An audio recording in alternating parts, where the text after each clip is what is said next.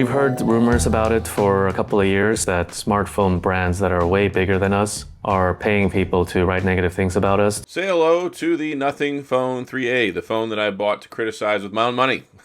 I'm just joking. Anyway, there was a funny video I saw. Carl Pei was critiquing people who were reviewing his phone, and he seems to think that other brands are spending money to pay people to criticize their products. I assure you they're not. They don't care that much about you. But I openly spend my money to talk trash about his products for free. Anyway, no, for real though. This phone is the first one out of the three that have interested me. I didn't buy the first one. The second one I thought was overpriced with outdated hardware.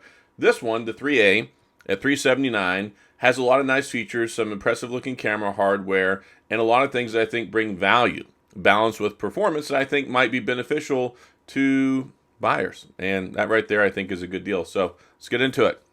Let's go ahead and take the Nothing Phone 3i out of the box. So pull this, and I guess it opens here. I'm notorious for ripping these boxes open, so. Alright, this one seems to be okay. Take it out of the box. Feels a little heavier than I would expect, but it is 201 grams, just over 200 grams, which is kind of expensive for a budget phone. Let's see what they have to say here. Welcome to Nothing. Isn't this exciting? I still think the Nothing brand name is so stupid, but hey, Carl Pei he can call it whatever he wants. This is his company. They're thriving 0.1% of the smartphone population, so they can call it what they want. Thank you for being part of our world. Here, your voice can be heard and your creativity celebrated. All right, so let's put this off to the side. Got the typical paper wrapping stuff. Shows you where the power button is. The volume buttons up and down. SIM tray, USB connector, and then this new button that they have for the little nothing space or whatever it's called. Voila. And, I mean, they've stuck with this kind of same industrial design they have going on where you can see kind of like this internal composition look. You can see like these screws. Camera definitely sticks out. And you can see here where it kind of looks a lot like the OnePlus where it has that circular camera cutout that raises up. This one does not. It just has a little bar that goes across, kind of similar to like what you would see on the Pixel 9. Volume buttons, nice and responsive. Power button over here. This little fancy button for that special nothing space, whatever it's called. Speaker. Let me see what else we got here. So the other speaker is going to be out of the handset. USB-C, SIM ejector tray right there. Press the power button, turn it on. It's got a 6.77-inch screen, 1080p, which is fine. 50 megapixel camera. So it's got the cameras on the back, a 50 megapixel regular, a 50 megapixel telephoto, 8 megapixel ultra wide. So, but all three of those set up right there. Records 4K 30, which is fine for this price point. Selfie camera, 32 megapixel. And it's running Android 15. It's going to get 3 major Android updates, so that's decent enough for the price, I think. Snapdragon 7S Generation 3, 4nm chip. So before, I erroneously was calling it the 7 Gen 3. It's the 7S Gen 3, which is perfectly fine. I think that's a good balanced chipset for a mid-range phone that you're going to get really good performance out of. Going to be do some decent gaming with it. Should get good battery life and give you all the performance that you need in a phone. Screen looks nice. It's an AMOLED display, 120 hertz refresh rate, HDR10 plus, all that cool stuff. 3000 nits max brightness, and then it's got Panda glass. So, is it made out of bamboo?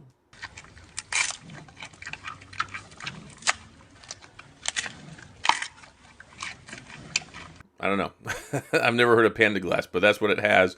No official IP rating. Oh, I'm sorry, it has IP64. So IP64 basically will protect against like water splashes. Don't dunk it in the water. It's not going to survive that. And the body and the build composition seem to be pretty good. Got a nice feel in the hand. Of course, I don't have a case or anything on it. That could be subject to change once you put a case on there. And overall, I mean, it seems like an okay phone so far, build quality wise. And for security, it's got the under the screen fingerprint scanner. You got facial recognition, all that stuff. So let me go ahead and get this set up, and we'll come back to that in a minute. See what else is in the box. A cable. Okay, so we have a charging cable. Even nothing. They don't have. There's nothing in the box really. I mean, you got a cable. You got this stupid paperwork nobody reads. So there's that, and then what is this? It's the world's weirdest SIM ejector tool that looks like a little hypodermic needle or something. That's definitely interesting.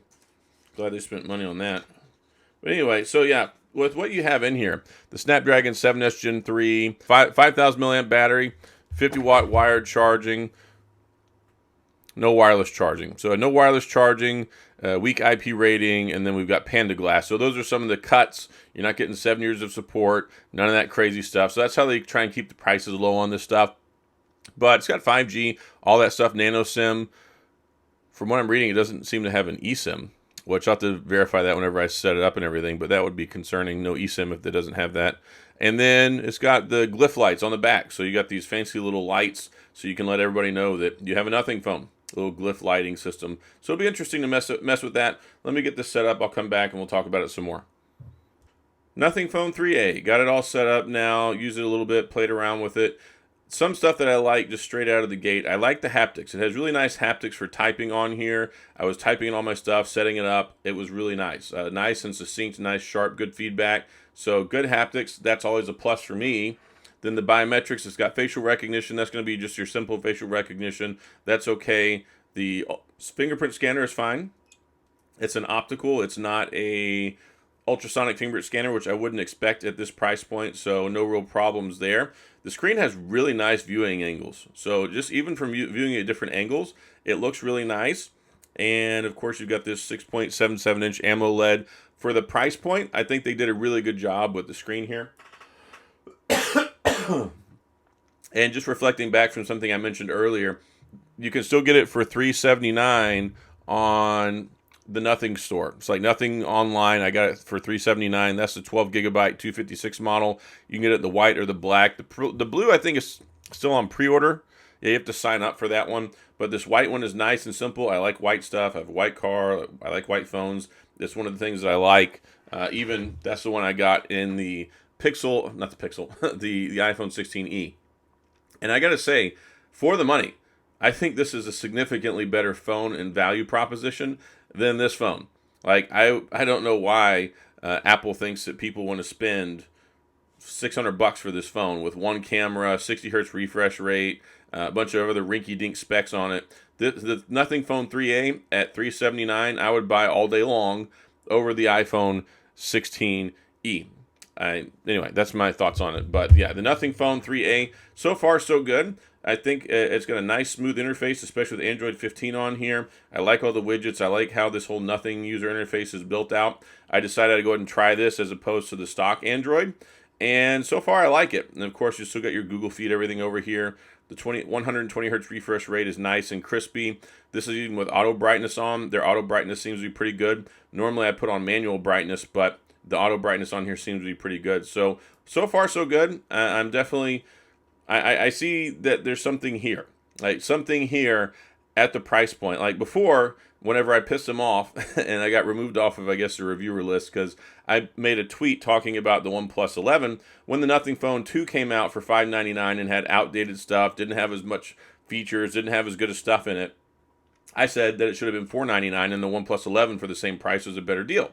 They didn't seem to like that. So, yeah, maybe one day we'll make up on that. But whenever it comes to this phone at $379, Snapdragon 7S Gen 3, 12 gigs of RAM, 256 storage, 3 cameras, all sorts of nice stuff on here, good build quality. I think it's definitely worth $379. So I'll give them some good credit for that one. There's not enough good phones at this price point. Everybody wants to charge $500 and $600 for phones they used to charge $300 and $400 for. So for these guys to start at this price point, it's going to undercut the iPhone 16e. It's going to undercut the Pixel 9a. And this could end up being a value phone that I recommend throughout the rest of the year and say, hey, this is like a gold standard mid-range phone, and I'm all about value, and I'm all about that stuff. So that's pretty much all on the Nothing Phone 3A. This is just my unboxing, initial review stuff. So far, I like what I see. I like what I've experienced so far as I've used the phone. I still have to go out and do camera stuff. So this is one of those things where it's like, I got to do a full review, right? I just got it, just came out, use it for a couple of hours, and give you all some feedback on the phone. And so far, I like what I see. I like the build quality. I like the haptics. I think the screen looks really nice. It's nice and it's responsive. Snapdragon 7S Gen 3, that's totally good. And the big question mark for me is going to be these cameras. All the stuff you can see at surface level seems to be pretty good, especially for the price point. I don't care too much that it has Panda Glass on it. I don't care too much it's IP64. I don't care it has wireless, doesn't have wireless charging. I don't use wireless charging. And at this price point, I don't think that it's an absolute you have to have it. And then when it comes to the other side for like the glass, and put a case on it. Put a case of screen protector on it. And out of the box, just so you know, it's got a screen protector on it. It's got a factory installed screen protector already on there, so I do like that. That's something I appreciate. I wish all phones did that. That would save people a lot of heartache. At least they're not trying to peddle you their own insurance or anything like that. But so far, so good.